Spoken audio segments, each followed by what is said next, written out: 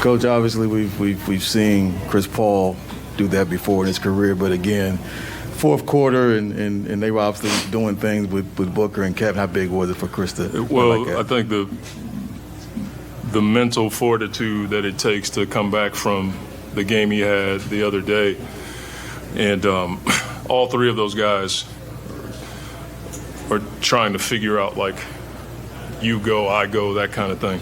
And I thought all three were in go mode tonight, so or today. But to see Chris, knocking down shots like that, and then the one where he threw up, he thought, I don't know if he knew it hit the rim. But I'm just grateful for his mental stamina in those types of, or these types of environments where he's missing shots one game and he comes back the next game and, he just does what Chris does. The other thing I had, you mentioned the mental stamina. How much does their experience come into play here where, they've been in these situations time and time again, knowing when to almost let the game come to them? Well, I think it's something that I'm never concerned about. I think case in point was the timeout in the third when they came out and made a big run. I call timeout, and typically you come over there and you have to list like 3 or 4 things that we need to do. I don't have to do that with these guys. They understand before I get there, and it's all about just resetting the compass, if you will, and allowing those guys to go out there and function in a more productive way, especially when another team is making a run. So I'm sure their experience is a part of that. Coach, how much do you feel like maybe fatigue led to Devin and Kevin not having the shot going tonight? Maybe, but I think I got Book a good rest in the first half, and then I was talking to Kev, and he's like, Coach, I'm good. And I think he said that, 1, he was, and 2, he wasn't running around like we typically play. They lean on him a lot, which can, take some from your legs, but he said, Coach, I'm good. Trust me. And I was like, okay. So I just let him roll.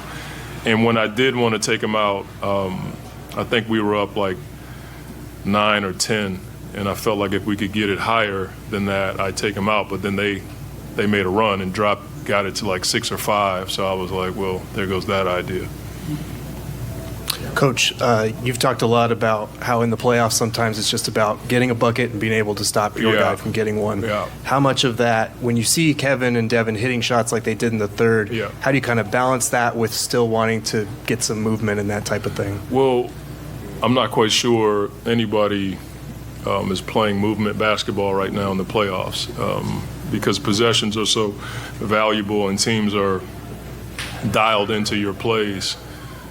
If you waste too much time, you're going to be in a tough situation late in the clock, and you don't have time to get to your options. And so, we're just trying to get those guys the ball in space and allow for them to play. And the way this team plays defense, they're one of the best at physically getting into you and disrupting your plays. And so you got to have, some ISO ball, if you will, but you got to have the spacing around it, I believe, to allow for those guys to do what they do. And when they weren't scoring, I thought in the fourth quarter they just got off of it and guys were knocking down shots on the backside. Monty, I know we keep asking you about minutes played and you talk to your players. I mean, on some level, players are always going to say, I'm good, right? Mm-hmm. Are you worried just about the long haul in terms of 44 minutes or 40 minutes? Or looking at the way the schedule was set up, playing every other day is not conducive to it. But now we have, part of why I did it today was we have a couple days to recover. But when you're playing every other day in the playoffs, I'm like, there goes load management. But I think it's something that we are concerned about as it piles up, but hopefully we can take advantage of these days. And I will say this, when I talk to our people and they look at how our guys are running around, it's not like the regular season. We're not playing at that same pace. And so the load can be a bit different with the minutes that the guys have played. Just a quick follow-up. You say you talk to your people. Does that you mean like studying like how much they're actually running on the court and pace and stuff like that? Like what goes into that? You're asking me? I don't know. I just listen. You mean like your sports science people? Yeah. So they measure all the stuff guys are doing, how they run, how much they're running. And so I just listen to those guys. But we talk a lot. Yesterday we had an off day. Those guys didn't do anything. They get their treatment in, and, they come in feeling a lot better. But I will say this, I believe our guys have trained for these types of moments. But tonight I thought, we got booked down about 3 minutes. Kev was out there a little bit longer, but when I watched him, he wasn't streaking all over the place, So from that standpoint, I never saw him labor. And so we just got to keep watching it. Monty, you mentioned the other day about Kevin getting frustrated with the over here, Monty. Sorry. I hear you. Okay, sorry. You mentioned the other day Kevin being frustrated. How do you like the way he's channeled that to continue to get to the free throw line through it? Yeah, I think Ty, as I've said before, he's one of the best at changing defenses, putting big, strong guys on your scores to, frustrate you. And they push it to the legal limit. And I thought Kev just stayed with it tonight. He fought for the ball a bit more than last game, I thought. And I think our guys did a much better job of finding him when he was open so he could attack. But I do still feel like it's a work in progress. We just got to, figure out how teams are guarding him. And then when he does pop free, we got to be able to get him the ball in the shot pocket or throw it to him where he can activate and take off. Hey, Mike, to your right. What do you make of Russ's relentless approach in this series, getting downhill, and how hard is it to keep him out of the paint? Really hard. I think the thing that's hard is that he can do it without losing control. He's got great body control. The thing that's different with Russ is he can do it with both hands. Most times you know which way a guy is going and you can play him on that hand. Russ can finish with both hands, and so it makes it even tougher. And he's not a normal size point guard. I mean, Russ is a big dude, and he likes contact. So it has been a task for us, but I thought Book did a really good job down the stretch. And then there were a couple times where we had like late switches, and the big stepped up, and then we were able to take their big off the glass or force him to throw it out of bounds. But he's a tough cover. That's why I've always kind of laughed at all the criticism he's gotten. It's one of the craziest things I've ever seen. I've never seen an MVP get the kind of criticism that he's received. And you're seeing, MVP type play these last few games. Monty, after Chris struggled in game on Thursday, shooting 5 of 18, does his mood change at all? Does his demeanor change? Does he stew at all, or is he just the same old Chris? Chris and I talked for a while yesterday, and we talked about his kids, my family. He was schooling me on EYBL and club stuff, and basketball came up, but it was probably 20% of the conversation, and I didn't see any of that. I know how badly he wants to play well, and so that's never a concern of mine. But when I talked to him yesterday, we barely even talked about basketball. Coach, you take a crucial timeout at the start of the third quarter. Yeah. What do you say to your players in that moment? I think because of the experience our guys have, I don't have to say a lot. It's almost to take that timeout to stop momentum, maybe, but to allow our guys to reset a bit. With a different team, you may come over there and go over like 3 or 4 things that you need to do. With our guys, they already know. And the timeout is called to just reset. That's it. We just want to reset what we're doing, get back to our standard, and then allow for them to go out there and be productive. And you hope those timeouts allow for them to just settle down a bit. Thanks, Kevin. Thank you. Kevin, is this one of those games where, they're obviously desperate to get a win instead of to not fall down 3-1, and having to grind one out against a team that's obviously playing at a desperation level? Yeah, you know, this team never going to stick around the whole game. You know, and they never out of a game. Well, how well coached they are, how hard they play, and the penetrators and creators they got on their team, they're never out the game. So I think we did a solid job of staying poised, especially coming out the third. But we were just terrible to start the third, and and we was able to, get some momentum back after that timeout. So I felt like, it was a back and forth battle. They throw punches, we throw punches, and luckily we came out with the last one. Curious looking at Chris and the way he played in the fourth quarter. Monty thought it was the first time in a while that all three of you were in go mode, because it's kind of been trying to figure out who does what. So how big was that for not only you three to be in that mode, but then him to play the way he did in the fourth? Yeah, it's definitely good when we all three aggressive and trying to make plays and trying to play fast-paced. And I think tonight we all did a solid job. And, we're still growing. We're still trying to learn each other.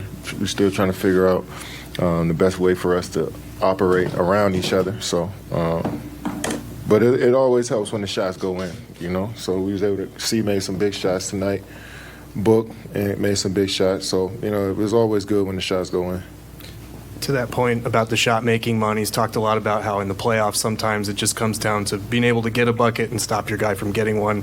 How have you guys liked the balance as far as, getting your shots and hitting shots like that third quarter, but also keeping the ball moving a little bit? Yeah, I mean, it's you want to guard your yard, guard your guy, and then if you get an opportunity to be aggressive on the offensive side of the ball, don't hesitate. So, yeah, that's just the name of the game. They know your plays. They're taking away a lot of your sets. They're playing more physical, so you got to fend for yourself out there sometimes. And it's going to go back between being the team game and maybe an individual game here and there. So I think we do a good job of having a balance between both. We got good ISO scores, and we played well as a team. Kev, I think you've played 40 minutes in 13 straight playoff games now. Is it, I think 44, 45 tonight. Is that something you could handle at this stage or this early in the playoffs, or is it you need to pace yourself? Or how'd I look tonight? All right. Talk to him. Yeah, so, I felt great, but I missed a lot of time this season.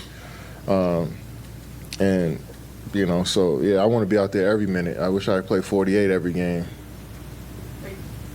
Quick follow. LeBron's always said when he plays a lot of minutes, it's actually training to play a lot of minutes in the playoffs. Like, this is when you want to play a lot. Yeah. Is that kind of how you are in the same way? Yeah. I mean, you want to be out there. You don't want to sit on the bench. I mean, everybody want to be out there in the action. So regardless, sometimes you might be tired. You just fight through it. But we got such a great training staff, coaching staff. They always monitor us. Monty always come to me and ask me if I wanted to come out. So. They always on top of it. If I feel like I need a break, I'll take one. Kevin, Monty mentioned the other day that you were getting frustrated by the physicality that the Clippers were trying to get you with, but how have you been using getting to the foul line to combat that a bit? Yeah, I wouldn't say I was frustrated from the fouling, but they doing a good job of sending the two at me in my spots. I see a small guy in the post, I want to go to work right there, and then I see somebody else coming over to help. So, yeah, that may be a little frustrating, but physicality, I mean, every time I step on the court, whether it's a pickup game or NBA game, somebody going to be physical with me because of my stature. So I've been playing through that since I was 8 years old, so it ain't nothing different, but it's just trying to figure out what's the best way for us to be efficient. Sometimes I get a little frustrated when we don't play efficient basketball. Dana next.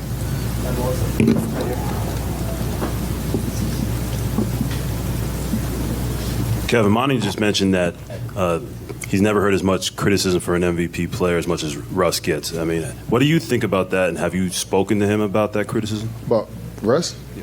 No, not about criticism. I mean, people going to always criticize when you're successful and you're doing your thing for this long. Somebody gonna always find something that they don't like about you. But Russ has been resilient his whole life. He come to work, don't say much, just come hoop. So, when he's retired, people are going to really tell the truth about how they feel about his game. Right now, it's a fun thing to do is to make a joke out of Russ. But he the way he's been playing is since he got with the Clippers, showed everybody who he really is. I feel like the only people to do that, too, is the people who don't know basketball. Fact. You know what I'm saying? And don't know what it's like to compete.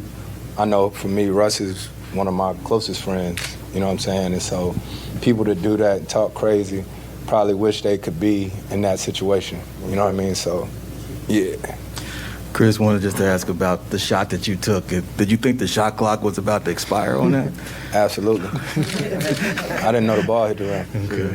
But that, obviously the fourth quarter, the way you played, just speak to that and how you've done it before, but to be able to, after a game the other night, to be able to come back and have that kind of game. Yeah, just playing this game for a long time, you know, we learn in different ways. We seeing, you know, I never played with this much talent, you know what I'm saying, where people are doubling off of me. Like I said last game, I never shot that many open shots. So it's something that I'm getting used to, trying to figure out when to pick your spots, when to be aggressive, and we're figuring this thing out on the fly. I was just happy that, you know, a few of them fell tonight. Last three, go right there.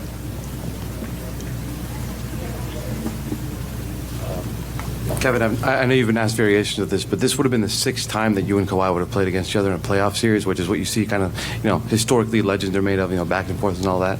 From a competitive standpoint, how disappointing is it that, you know, for the third time in a row now, you guys aren't able to have that head-to-head? I'm more disappointed that Kawhi is injured again, you know, more so than the matchup. Obviously, that's always fun playing against an all-time great, but I don't know Kawhi that well, but he seems like he loves the game, loves to play, just loves to hoop on this stage, especially around the playoffs. So I'm more disappointed for him that, you know, he's not out there doing something that he loves. But it's also fun, you know, getting a chance to compete against him. Well, not fun, but it's a challenge getting a chance to compete against somebody like Kawhi. But I hope he gets back out there soon and him and PG get back healthy soon. Why isn't it fun? I mean, you see how he plays. I mean, you know, he's tough. You got to be ready every possession. You know, so it's nerve wracking. You know, if that's the word I could use. I wanted to ask both of you. Monty was talking about how, and you guys are veterans, obviously, how in the playoffs when you have these very short turnaround periods, that maybe you won't run a lot. That there's some sports science people that are telling you how much you're running, how much you aren't. Are you guys in the back of your mind a bit aware of that as well? Man, we love to play basketball. You know what I mean? And what year is this for UK? 16. 16. Yeah. This is my 18th year. You don't get here just sitting on your ass. You know what I mean? You work.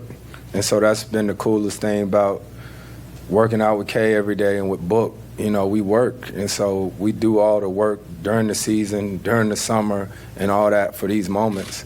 I think the analytics and all the optics of the game, the first thing everybody look at is the minutes. You know what I mean? You got to actually watch the game. You know, there may be a 4-minute, 5-minute stretch where we just out there sort of occupying while Book going to work. You know what I mean? So it's not just everybody, oh, how many minutes did they play? It's how was the minutes? And I think that's where we communicate and we talk and we be like, yo, how you feel? How you feel? And we pros, so we just try to figure it out. Ramona, last one. Hey, Chris, I've seen you have fourth quarters like that in this building before, but when you're just looking at how this team is playing, like, you don't have to do that for this team, right? You said this is the most talent you've ever played with. When do you decide, like, okay, I need to score 12 points in the fourth quarter like that, and how's the game going? I don't think you decide that. I think the way the third quarter started, I was pissed. We all was. We was on the bench sort of going at each other, you know, but it's healthy, you know, and just tried to get us going, and I tried to get myself going defensively, you know what I mean? And so the shots, they're going to come. We practice all day long. We practice for those situations, and so when they come, you know, you live with the results. Thanks, guys. Yeah, thanks.